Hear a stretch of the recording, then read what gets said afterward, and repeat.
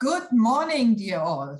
It's a pleasure to welcome you again to the second day of our digital conference. I still would have loved to be in the same room as all of you, but the advantage is that we have participants from all over the world, actually, mainly Europe, and we have speakers from Europe and also Canada, as you know from yesterday's event. So thank you for joining again. And for those of you who haven't joined yesterday, I would like to sum up the first day of the conference. So the topic of the conference is what happens to the unspoken, long-term consequences of troubled experiences. My name is Katrin Papst, and I'm the project leader of a project which has this topic as main research area. I am located at the Vest-Agder Museum. I'm working at the Vest-Agder Museum in Norway, and this research project is a collaboration project between my museum, the Vest-Agder Museum, the Museum for Kystkultur og Gjenreisning i Finnmark, the Museum of Reconstruction in Hammerfest, the Arctic University of Norway in Tromsø, and also the Vilnius University in Lithuania. These four collaboration partners have asked the Arts Council Norway to support a research project and also this conference, because as historians, anthropologists and ethnologists, we are working with sensitive related issues in this research project about the Second World War and the long-term consequences of the Second World War in Norway. And we have maybe not all information which other fields of study as psychologists, as neuroscience areas, as epigenetics could provide us. And when we are working with taboo-related, often traumatic experiences, there are many things we should consider which we would need input on from other fields of studies, and this is the conference all about. So let me see if I can change my slides here. So on the conference page, you find information about the topic. I hope you can see the second slide now, all of you. There are sometimes some technical issues here. And this information, what I also told you closely now, you will find more about on the webpage. 3 questions will be answered during this conference. How and when does intergenerational transfer happen, and what exactly is transferred between the generation? What does silence, which role does silence and the unspoken play here? And this is quite interesting and important for our joint history understanding, because all these stories who are not shared, which are not shared, is it because of trauma, because of reasons, because of shame, because of guilt? They are important parts of our joint narrative, which would be very important to have in the larger picture. And in addition, it does something to the people who cannot or would not share their stories, to their descendants, their kids and grandchildren, and also to the local societies. So here's a lot of aspects which should be discussed closer, and some will be addressed in this conference. The second question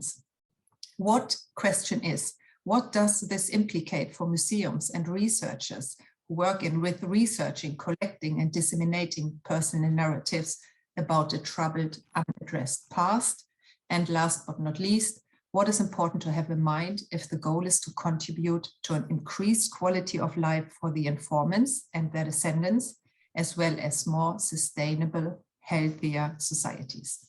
So one of the speakers yesterday said, what is your goal? Because the goal of psychologists is often that one individual should get a better quality of life, to say it very simple. And of course, I would say that historians, anthropologists, ethnologists working with taboo-related subjects and informants who are willing to share their personal narratives have the same goal in a way, but of course not in this depth. We have maybe also the goal, maybe even to a larger degree, to help societies to open up and to get more knowledge, which might be valuable for many people. So, yesterday, we heard Professor Dr. Thomas Elbert giving us some input or general information, not some, quite some, a lot basic information about intergenerational transfer of trauma and violence, behavior transfer.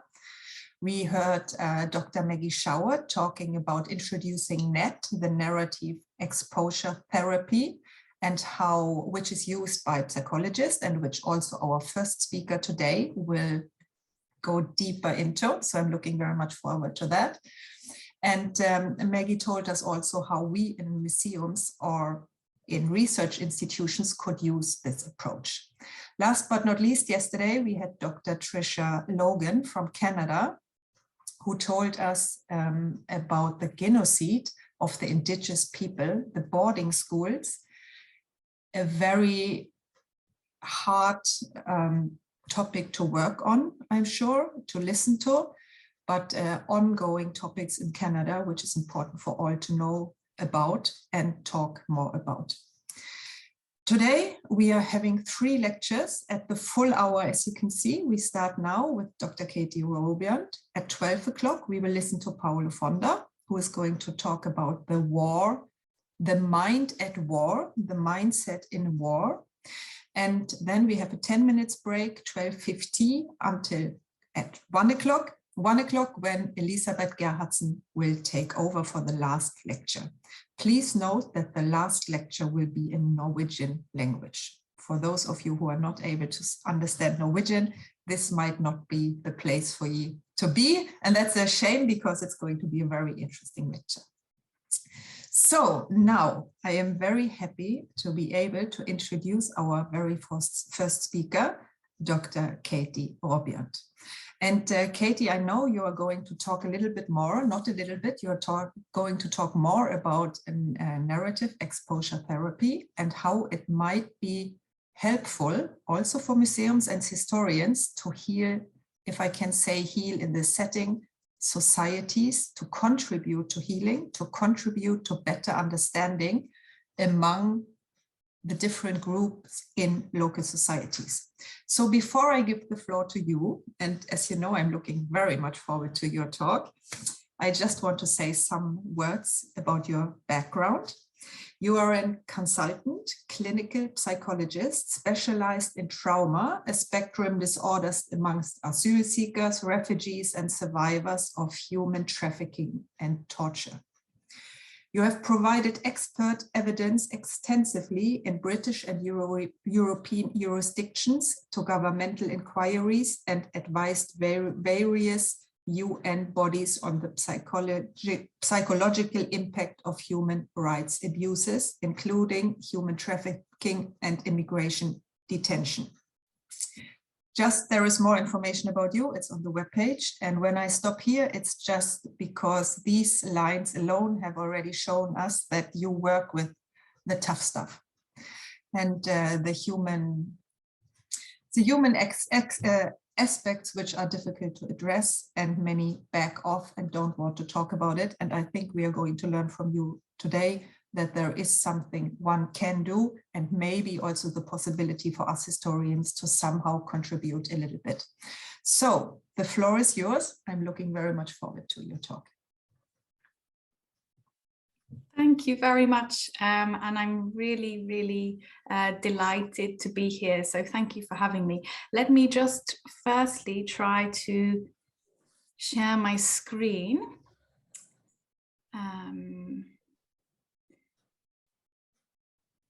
Give me 1 second, everybody, bear with me. No, 1 second.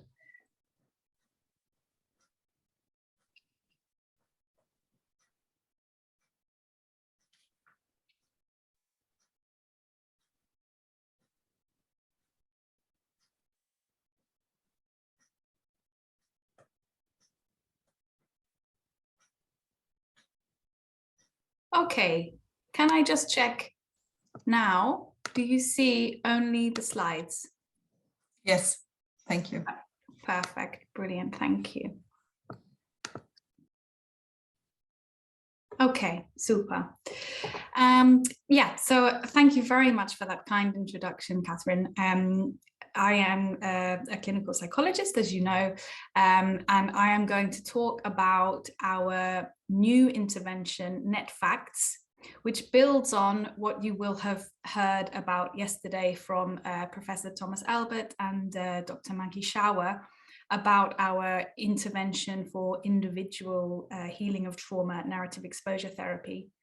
And really what we wanted to do with NETfacts, which I think is relevant for you all, is to think about how can we ensure that the real stories, the complete stories are heard and understood and documented. And this is, of course, your business. And what we know is that traumatized individuals, for various different reasons, which I will explore today, are unable to or restricted in their ability to allow the full traumatic detail of their experience to be heard. And also perhaps the listener has some barriers also to hearing this. And what does this mean for the community, for society, and for the world? And how can we ensure that the full stories are heard? This is the questions that we'll be thinking about today as I go through. So I was really delighted and inspired by this question, which is the title of the conference: what happens to the unspoken? I think this is a really important question. And I immediately thought of, I suppose, the general presumption in the public, which is that actually what you don't know can't hurt you. And I think we see this idea when we're dealing with any traumatized individual. There is an assumption that try not to think about it, try not to talk about it, let's be silent about it, let's ignore it and it will get better. And of course it comes from very good intentions, because as soon as we start to ask someone who's traumatized about their experience, they become very distressed. And so we think, better stop asking them, better to shy away from it, better to help them feel better. And instead we don't talk about it. And I suppose there's an assumption that because we're not talking about it, we're not thinking about it. Whereas the reality, of course, is that for that individual who has been reminded of the traumatic experience that they've been through, they might not be talking about it with you, but they're actively reliving it in their mind. So they are very much connected with their experience, even though they're not talking about it. And so we know that trauma, if unresolved, causes harm at all sorts of different levels. And I just want us to briefly consider these different aspects. So first of all, we think about it within the trauma world in psychology as almost a conspiracy of silence. The individual who is traumatized is not keen to talk about the detail of their experience. It causes immense distress.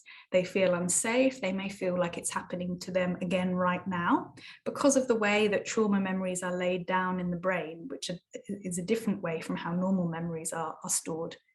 And this leaves the person who's been traumatized in a state of feeling constantly unsafe, as if it's happening again right now when they're reminded of it. And the listener doesn't want to cause distress, maybe is also afraid to hear all of the details of the experience. And so they're also motivated to shut down these conversations, to move away from these difficult conversations, and instead to reduce the distress of the individual and reduce their own distress. And then what we know, and what you will have learned a little bit about yesterday from our speakers yesterday, is that there are serious consequences for the individual in terms of their mental health, their social well-being and functioning, and depending on the age, the age in which the trauma happened, potentially also in their development. And it's not even at the psychological level only. What's really interesting about trauma is that it manifests on a physical level. We know that people who have experienced multiple trauma are more at risk of physical health problems. So it actually manifests very real and concretely in the body. And what we know is that recovery from trauma involves talking about it. We can't do it without talking about it. We can't recover from it without talking about it. And this will, I think, have become very clear in the talk that Maggie Shower gave yesterday when she explained about narrative exposure therapy, which is a psychological therapy, evidence-based, where we go through moment by moment, step by step, the traumatic experiences that someone has been through, and we document these. And it's the documentation, the human rights aspect, which is so important and I guess relevant for historians and thinking about the role of museums in making sure that these stories are heard. So let's go to the next level then, away from the individual level. What happens for the future generations? So yesterday, there was a focus on how the epigenetic material transfer happens, but also what happens to the attachment between the infant and the traumatized caregiver. So a strong, good, healthy attachment between an infant and a caregiver depends on an emotional availability and attunement from the caregiver to the child. And if the mother or the father, whoever the caregiver is traumatized, they're likely to have episodes of extreme fear, where they're no longer experiencing affects which are in accordance with what is the reality right now around them. And how is this experienced by the child, and what is the impact of that on their attachment? And so we know that in a very real sense, through the biology and also through the psychology of attachment, there is a transfer of trauma to future generations. And I guess the main area of my talk today is around what are the consequences for the community. And this is the level of which we try to intervene with NETfacts. What happens when a community experiences trauma? Whose stories do we want to hear? Whose stories are we too afraid to hear? And how does that impact on what becomes taboo? What becomes unable to talk about? What do we do to those people in terms of social exclusion, stigma, lack of caregiving, lack of protection, as a result of being actually too afraid to hear the full story, too afraid to confront it, and therefore putting up barriers and practical ways in which we protect ourselves from hearing the full stories. And this is what I'm going to talk about mainly today, this level, the community level. And this affects, of course, what's recorded and documented in history and by museums, and how there are so many barriers in place which stop the full story, the full narratives from being heard and recorded and passed down to future generations. And this also is what we see at the societal level. How do these partial narratives, complete with the perceptions of blame and taboo and stigmatizing ideas, but incomplete in terms of the trauma details, how do these partial narratives spread to become what in the end is the societal perception of the event, of what happened, and what is recognized and recorded as truth, when in fact the reality is that they're partial narratives, incomplete for the trauma material, because nobody wants to know the trauma material for various different reasons.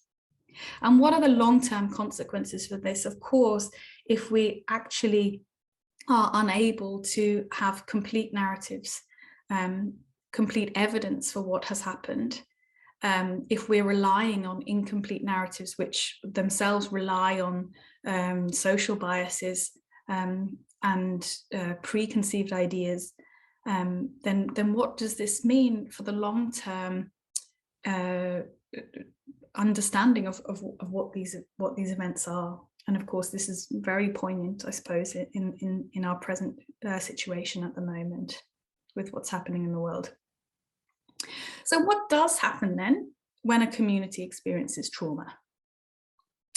So I'm going to talk about a particular piece of work that we did in Eastern Democratic Republic of Congo, but the reality is that, you know, this theory and this way of working can apply to any community. And when a community experiences a trauma, there's an immediate perception that something has happened to us. So we as a community have experienced something, it's happened to us. But if we think about this and break it down a little bit, who is the us?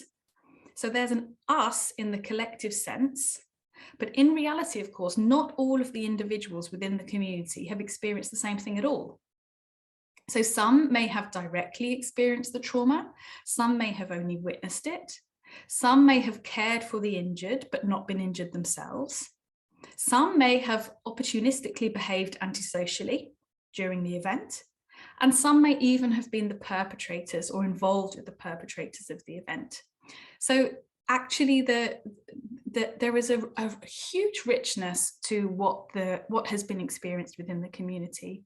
And unfortunately, what tends to happen when it's a traumatic event is that there is a heavy reliance on concrete categorization of experiences and a lack of curiosity into the detail and the nuance between these experiences. And this is very much caused by the trauma. So what happens is there are fragmented excerpts of narratives from varying sources. So the individuals who are traumatized will be, as I've explained, unwilling or unable to talk about the full details of their experience. And there is a motivation on the part of the listener also to avoid some of these details. And so we will get fragmented excerpts of narratives from different players involved and a lack of a common meaning that would allow a collective narrative to develop. Okay, and so what happens is that those traumatized individuals, because of the distress, because of potentially the mental health experiences, they're unable to share their narratives. So these are not heard. And yet others are aware of what's happened to them. They may have even witnessed it. But it's unable to be spoken about. The fear grows. Traumatized people may start behaving in a way which other people find difficult or hard to understand. It may seem rather bizarre. And we find ourselves in a situation of covert remembering. And covert remembering is where the individual is fully experiencing the traumatic memory in their mind's eye, but what they're saying is a very, very limited description of that experience. And the problem with covert remembering is that it becomes more salient to the speaker, who's actually not saying very much at all, but is remembering the whole experience, and less salient to the listener, because they're not getting the detail and they're getting a sort of surface report. And this is very important in terms of our thinking about how do we ensure that the reality is documented, that the full experience is documented, if we as the listeners are actually less likely to feel the salience of it. Okay, so I'm going to show you now our theoretical understanding of how individual avoidance becomes collective avoidance, and how the impoverished individual memory, because the individual is traumatized and our memory for traumatic material is different, works differently than normal memories, how that becomes mirrored in an impoverished collective memory, and what are the consequences for that in terms of documenting and recording historical events. So this is our understanding, and let's begin here. I hope you can see my mouth. Here we are talking about our theoretical understanding of the bicycles of violence, which basically suggests that when a community experiences collective violence, where there will be some members of the community who are victims and some who are perpetrators, depending on the context, which will vary, the overall likelihood of traumatization and aggression increases in different forms. Okay, regardless of the population and the context. So for both groups, for those who are the victims, or who are on this occasion the perpetrators. And like I said, we need to avoid these false dyads, because in reality, very often the perpetrators are also victims. The victims are also the perpetrators.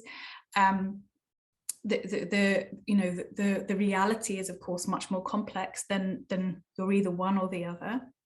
But for both people who have either been involved in the perpetration of a violent event, or who've been, for this experience, the victim or the survivor of this event, the narratives are likely to be impaired. Their ability to give a coherent, consistent, full account of their experience is impaired. And that's because at a very neurological level, there's impaired verbal accessibility to these trauma memories, and extreme distress when they are accessed, which shuts everybody down and moves everyone away from talking about it. There is a very real biological temporary mutism that can happen because of the way that our bodies work under extreme pressure and stress, which means that literally there could be a physical restriction in the ability to speak these traumatic details. And there is a strong reliance on individual avoidance because of the distress. And as I explained before, this leads to a covert remembering. So expression of only some aspects of the details, because some of it isn't accessible at all, and because some of it they're motivated not to share, and the listener is motivated not to hear. And so what happens is we have all of these fragmented excerpts of stories which contribute to an overall collective avoidance. So we go from the individual avoidance to the collective level, where now individuals are grouping together to avoid hearing the details of these experiences. And there are additional motivations, which I'll explain in a moment, which contribute to this. But the overall result is that we have a fragmented and incomplete collective memory. And as yourselves in your field are wanting to understand, document, record these informations, and they're actually incomplete because of these processes, the risk is, of course, that we get further and further into these concrete oversimplifications, which the community are motivated to retain and to emphasize. And actually the detail of what has been experienced could be missing as a result. So this is why we think that this happens. So essentially, what we're trying to do in NETfacts is interrupt the social dynamics which reinforce this collective avoidance, which in turn, we believe, is likely to increase the violence that's happening. And in situations where there is ongoing insecurity, and I'm going to talk about the specific example of our work in Eastern DRC, but it can be the case in many different populations around the world. In situations where there is ongoing insecurity, so in post-conflict settings where there are spontaneous attacks frequently happening, or in situations where people are genuinely and objectively unsafe, then these social processes are even more likely to occur as a way of trying to cope with the fear that is created by the ongoing and unpredictable nature of the attacks. And so what happens is, within the community, we see that there are people who are survivors and there are people who are perpetrators. And it's easier for us to manage this complexity by relying on social biases and heuristics, us and them, didactic thinking, othering, and stigma, as a way to separate these people who have experienced terrible things that we, the rest of the community, do not want to experience for ourselves, and as a way of making it feel safe. And so typically we might rely on, for example, there are well-established social biases, for example, the just world hypothesis. We want to believe that terrible things can't happen randomly. So we might rely on victim blaming. We might increase in our own minds the salience of certain characteristics, which we can say, this is why it happened to them. This is why it happened to them. Therefore, it won't happen to me because I don't do that. I don't act like that. I don't look like that. And so there's a motivation to increase this othering and stigma of people who have been survivors or who have been the perpetrators. They are like that because they're aggressive, bad people. I'm not like that, so I'm going to be okay. And of course, what these processes do is that they reinforce both an individual and collective avoidance of the reality. And there are counterfactual and incomplete narratives which are embellished and strengthened as a result of this othering. And to some extent, these early social processes within a community can become institutionalized and made very, very concrete to ensure that the people who are the survivors of these events, the perpetrators of these events, both and, are kept at arm's length and are not able to appear threatening to the rest of the community. The terrible thing about this is that, of course, in the absence of safety, if these attacks keep continuing to a community, then there is a terrible cognitive dissonance that happens because people are trying very hard to ensure that they feel safer by relying on these stigmatizing ideas, the social exclusion of survivors, and these sort of social biases and heuristics, and yet the violence is continuing and they're able to see that the violence is continuing. So there's something not quite right. And of course, the overall impact of this is a decline in the mental health of individuals within the community and the community itself, the community's resilience and ability to care for the survivors and safeguard the survivors. And the terrible knock-on impact of this, of course, is that the perpetrators remain protected, or acts of perpetration remain protected, because the full story isn't known and because the overall resilience of the community has reduced. What this means in terms of our ability to record, document, understand what's happened from a historical point of view is that we actually, thinking about relying on the testimony of individuals, they will always be incomplete because of the level of trauma within the system. And the only way that we can ensure that the narratives become complete is if everybody is able to recover from trauma. And this is what we were trying to do with our NETfacts approach. So I'm now going to turn to explain to you what we actually did. So this was in our work in Eastern DRC. So we were working in the North and South Kivu regions of the Eastern Democratic Republic of Congo, which I know is different from the context in which we've been discussing, and it is the focus for this conference. Yet I feel that the theoretical underpinnings, of course, are the same, although perhaps the context of the trauma is slightly different. But what is in common is the importance of recognizing the complexity and the same processes that have been involved in trying to simplify this complexity, trying to rely on false dyads and othering of individuals. And so what we did is we worked with communities in these regions who had been directly impacted by community trauma. So there have been decades of violence and ongoing conflict, despite numerous international peacekeeping interventions and significant amounts of funds. There is ongoing violence and insecurity anyway, together with significant levels of stigmatization of survivors of gender-based violence and also of former combatants, and yet they're all living together in one place.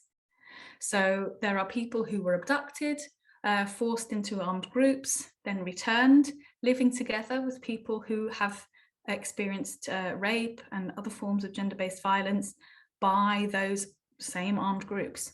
And they're all trying to live together within one very traumatized community, very much avoidant of the full trauma narrative of each other's experience, and very much in fear of the perpetrators of violence, and very much in fear that they could themselves become the survivors of violence.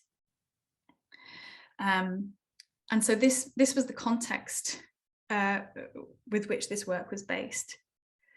So although everybody within the community has experienced an event, for example, multiple attacks, multiple village attacks. This very regularly happens, that an armed group will come along, or bandits will come along, and they will attack the village, and people will become seriously hurt or even killed, and potentially people are abducted into an armed group, and very, very significant traumatic events happen to individuals within the community.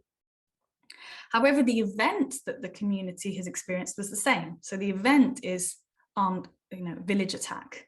But everybody within the village, of course, experienced it very differently. And I think it's helpful to think about, what is the event for the community, and also who were the different people involved and what was their experience, including all of the traumatic material that's so difficult to uncover, in order that the collective memory for that village attack incident is complete. And I remember very clearly discussing this with one of my Congolese colleagues, who liked to use the metaphor that the community is like the forest. Everybody is the forest, but when the storm comes, the rain will fall on the higher trees, those trees on the outside, more than those in the middle. However, some of the bigger trees may fall and crush the neighboring trees too. So therefore, we can't assume that the same event affected everybody the same way. And we need to hear all of the experiences and reject these false dyads, such as victim and perpetrator, to ensure that all of the narratives of all the players are heard in full, including the traumatic material, which is likely to be hidden, obviously, because of the individual avoidance. So what we did is we went into the community, and we introduced a screen to treat program. So we went into people's houses, and we did psychological assessments, and we asked about their experiences, and we also asked about their social attitudes. What do they think about why people are raped? What do they think about why people become perpetrators of violence in armed groups? What do they think about whether it's a good idea to reintegrate these people once they return back into village life? Together with a whole load of psychological assessments. And we looked at the results of the psychological assessments, and we referred those people who needed a treatment for their post-traumatic stress disorder or for their aggression for individual treatment. And those people received the individual treatment delivered by previously trained Congolese counsellors. But we didn't leave it there. So we decided we were going to try this NETfacts intervention. And so what we did is we had hundreds and hundreds of narratives already from previous projects, where we had delivered individual narrative exposure therapy, which you may have heard about yesterday if you were here from Maggie Shower. It involves it's an exposure-based treatment that also involves the documentation of a narrative account of someone's whole life experience, including all of the traumatic detail.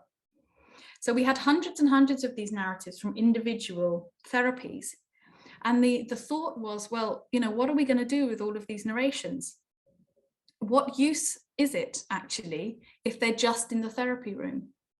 How can we help people to understand that this is what it is like to go through these experiences? So we had one set of narratives from people who had experienced gender-based violence, and we had another set of narratives from people who had perpetrated violence because of forced recruitment or willing recruitment to an armed group. Of course, many of those had also experienced gender-based violence. And what we did is we looked at what are the themes. We pulled out the major themes that were coming through from these anonymized narratives. so that we had, in the end, a composite narrative of this is what it's like to experience a sexual assault, or this is what it's like to be forcibly abducted into an armed group. And our NETfacts intervention involved sharing these composite narratives with the community in a very small number of sessions, guided by the selection of which narratives we would choose was guided by what the community told us they had experienced within their community. And how we knew that was that we did a community lifeline. So when we're doing individual treatments with narrative exposure therapy, we use this method. It's a symbolic method. The rope is symbolizing somebody's life. Stones are for traumatic, sad events. The sticks are for acts of violence that the person has themselves committed. And the flowers are for positive events. And what we do is we start at the beginning with an individual and we work all the way through from birth up until the present time, identifying what are these major events, positive or negative, that someone has experienced. And we mark them down using these symbols. And what we did for NETfacts is we mirrored this process exactly, but for the whole community.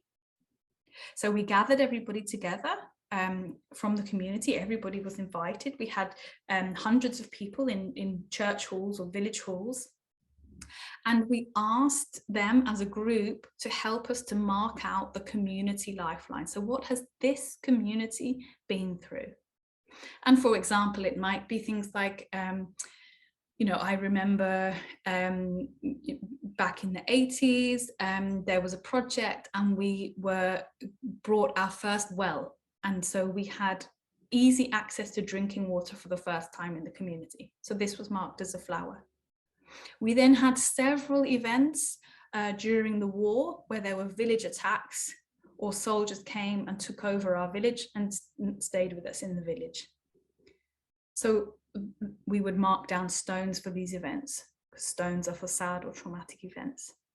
And what we ended up with was an entire lifeline which represented what the community has been through. So the community would agree on, okay, there's a stone here for a village attack. But within that, of course, there were multiple experiences. So, okay, the whole community has experienced a village attack in 1985, whatever it would be. Within that, what were the different types of things people went through? And this is what we asked them.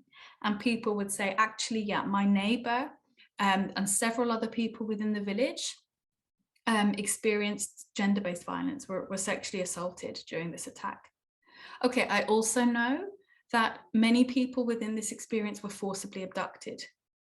I myself, I went through this experience as a young boy, that I was abducted and taken into the bush. So we tried, within the overall understanding of this is what the community has gone through, we tried to unpick, well, within that village attack, what were the different types of experiences that members of this community may have gone through. And we also encouraged, if you want to say for yourself what you went through, please come and pick something and feel free to put an event for your own experience down. Feel free to mark it if you want. So by this way, we had a lifeline. This is in Swahili, so I don't imagine many people can read this, even if it's clear enough. But essentially, at the same time, we marked what was happening on the floor with the rope and the stones and the sticks on a blackboard to ensure everyone could see. And then we went away. So we did this exercise, we went away. And in the 2 weeks before we came back, we offered anybody in the community the opportunity that they could process one event if they wanted to. Of course, we've already identified those people who need an individual treatment and they were referred, but anybody else, if they wanted to just process one event, our counsellors were there ready to take this. And so what we did is we looked at what are the main events affecting this community. And we selected from our list of composite narratives that we had, which are the ones that are most relevant for this community. And we then went back into the community and we shared those narratives, the full narratives, including all of the traumatic material, with the community according to which events were going to be the most useful. And the idea of this was to complete the collective memory and to reduce the collective avoidance. So I'll just show you one here now, an example. Just briefly, I know I'm running out of time. I'll just show you an example. Where there are dots, it means I've taken some of it out. So this is a very full narrative. So I'll just give you a minute or two to read this yourself. And just so that you know, what we would do is we would go along the lifeline. We would stop at, okay, this was the village attack that happened in 1980, whatever it was. And we know that within this village attack, several of the children or young people were abducted. This is our example of what it felt like to be abducted. I'll just give you a moment or two to read that.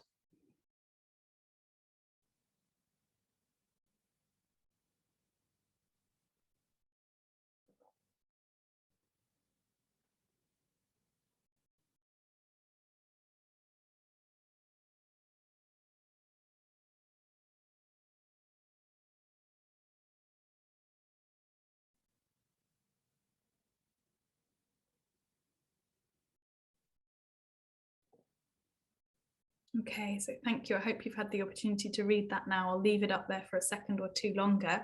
Essentially, what we were trying to do with these narratives is to widen the conversation and to help expose the members of the community to the reality of the trauma which it was to be forcibly abducted. And don't forget, these people who had been forcibly abducted, who are now returning to the community, were ostracized, were excluded, were greatly feared.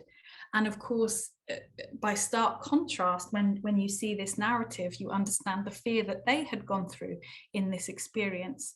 And so we also had a guided discussion around what do the various people within this story need? What does the community need? What do the returning people who've been abducted need? How can we think of practical ways to ensure that everybody's needs are met? The community needs to feel safe.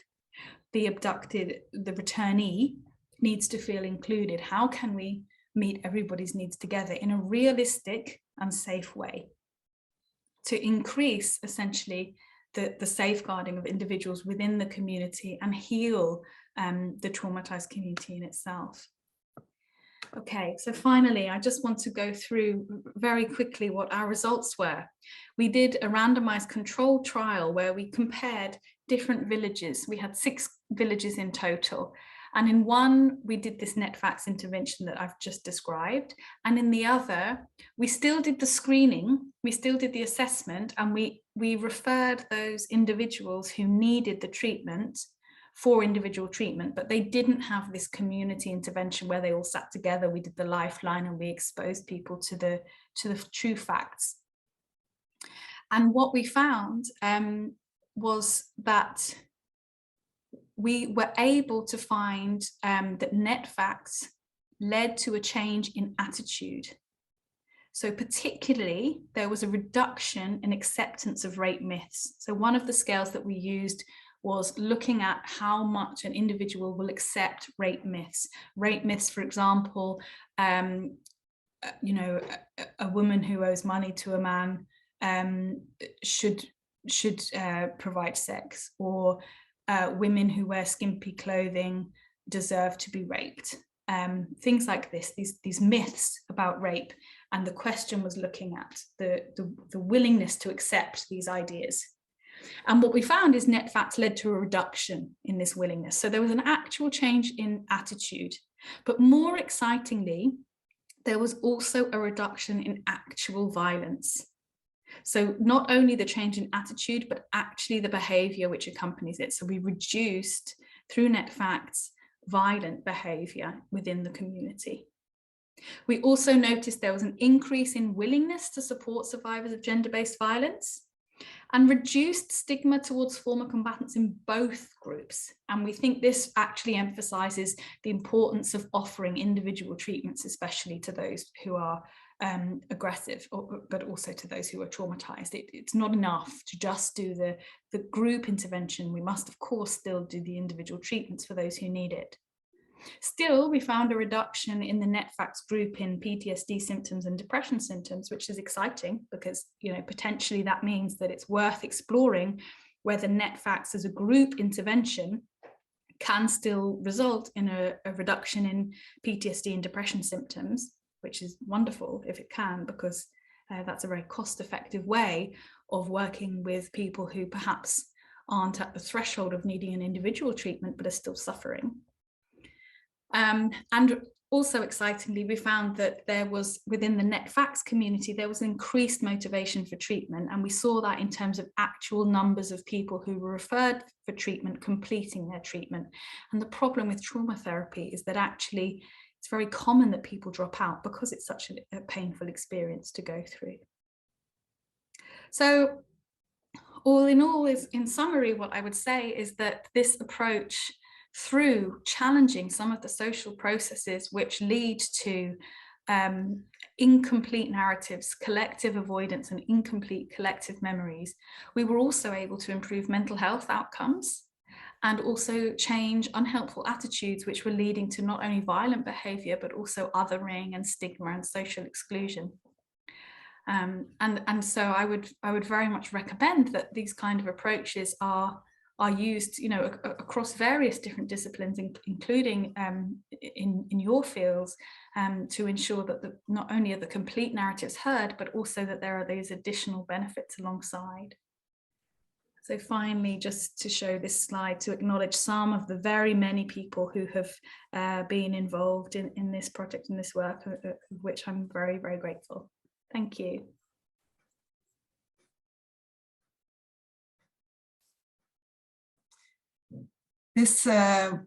Thank you very, very much. This was extremely interesting. I think not only for me, but for all us historians, researchers, authors. I know of colleagues all over Europe who are working with difficult issues and try to somehow disseminate what they have learned and the personal narratives they have collected to others to let them understand how the first group feels. So this was very, very interesting. I have quite some questions, but we have only a few minutes, and I would like all of you, please, to address your questions in the Q&A now.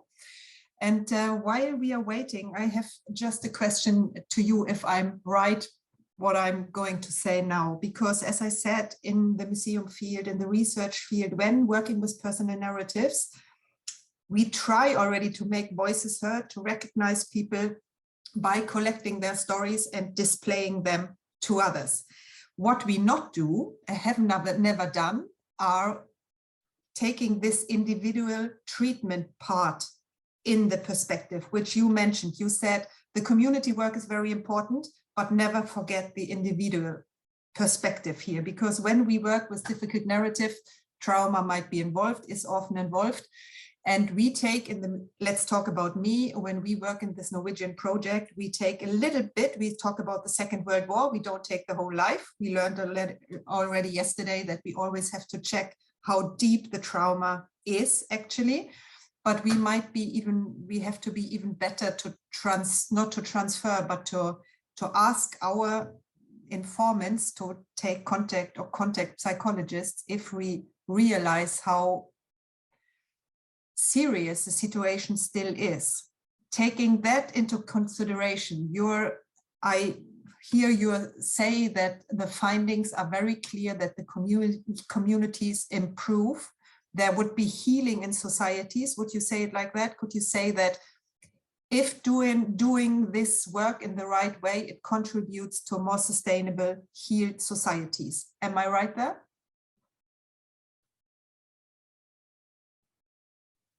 Yes, exactly. So our belief is that it's impossible for communities to heal from trauma at the individual or at the collective level if the full events are not discussed, if the full details of the events are not discussed. I mean, we know that very clearly from the individual level. You know, that's sort of, it's no longer really contentious that we know that in order to recover from trauma, one must be exposed to the full details of the traumatic memory. But what has been less clear to date is how communities can become sort of stifled in their ability to give care, support, and safeguard individuals within the community if the full traumatic material hasn't been explored, and if we all kind of collude with this individual and collective avoidance, then recovery is significantly impaired.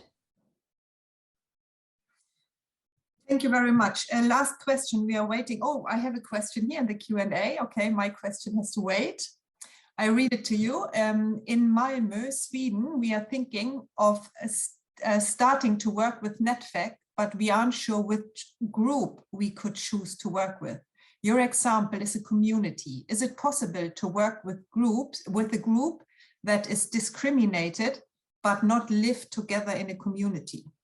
Meaning you have no, if I understand the question correctly, you do not have a village, you do not have something geographical working together, but you have a kind of group which is connected maybe through events, maybe by being a minority. I'm not sure what our questionnaire is thinking about, but is it possible to work with groups which are not living together geographically, I guess is meant here. Absolutely. I think the important thing is the perceived community, whether it's a sort of physical reality that everybody is living together or not. I don't think it matters. I think it's important that they conceive of themselves as part of a community, whether that's because they're, like you said, a member of a minority group, or that they're a group of people who've faced oppression or whatever it would be. This is it. I mean, we could do NETfacts via Zoom. We don't need to all be in the same place. I guess the key thing is to remember, though, the importance of the individual treatments as well. So in addition to the NETfacts intervention, it would be important to think about how we can ensure that people are receiving individual treatments if they need them.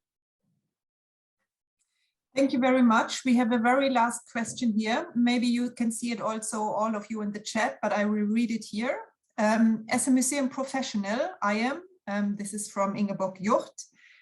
As a museum professional, I'm interested in the step from the personal to the collective level, the conceptualization of collective trauma on the basis of knowledge about individual trauma. How far can we go in drawing parallels? And how does a growing focus on trauma and healing and processes of remembering affect the dynamics of public debates and memory politics?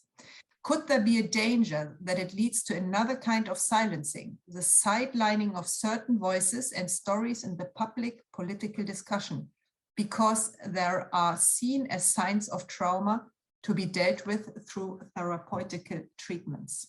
This was an advanced question from an advanced researcher, as I know. So what would you say to that? I think that's a very good point. And I think the key to that is to challenge the avoidance, essentially, in the same way. So I can see that the worry would be, this person needs to have an individual treatment, therefore we can't hear their story. And actually what we're wanting to do is the reverse and say, all of this needs to be challenged. We need to educate people about what happens in trauma, how that affects people's memories, and why it's so helpful to talk about it, because most people would not recognize this, you know, unless you're a mental health professional. It's not part of the kind of perception of trauma that's in the general public. The idea is actually far more, you better not talk about it and maybe it will go away. So I think it's about educating people about how trauma memory works and the impact of treatment and why we need to do that, and then sharing those narratives and encouraging people to share those narratives, because otherwise I agree it could become oh, this is very special, they're traumatized, they therefore need to just be seen privately in the therapy room, and those stories we can't hear because they're too vulnerable. And actually, this is the other risk. And we need to remember that people who are experiencing mental health problems as a result of trauma, you know, they're having flashbacks, nightmares all day, every day. So we're so frightened to ask them the questions when actually it's about this covert remembering that I was talking about. You know, we're not going to cause people significant harm. You know, in fact, the harm is to try to silence and try to avoid this material. That's where we see people living with these difficulties for years and years and having all of the associated problems. Thank you very much. We are unfortunately running out of time, but I hope we may come back to you for some links to articles where we can read more about your work and this NETfacts work, because I think this is one of the big, which we heard from Sweden, and I know we'll also start in Norway, one of the big next steps we might take a closer look to and may start working with. So thank you very, very much, Katy, for your talk. It was very interesting.